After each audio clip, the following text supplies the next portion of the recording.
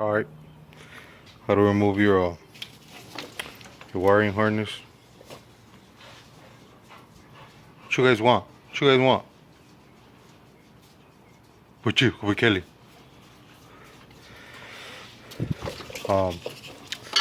So this shit comes out through right here, through the front to inside the kick panel. It splits right here into two.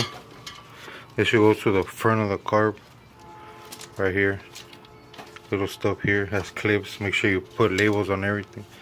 Then the split in the back goes to like the distributor, and then grounds in the back. Has vacuums to the back of the carb, grounds to the back of the carb, grounds to the front of the water neck.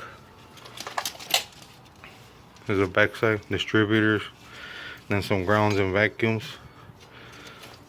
and then the front of the carb goes to the bottom right here.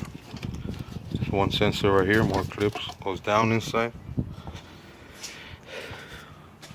Take off the wheel back here in the back. See if I can get a good view right here. There's a little clip that's holding in the bolt with the wires. Is there 7mm? Take some of these off, 10mm. The bigger ones right here is 13mm.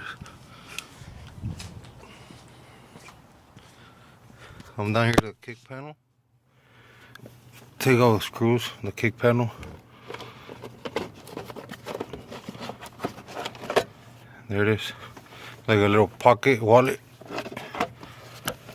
Bring these things up like that. Slide it out. And that's it. Take all the clips. You can pull this back out that way.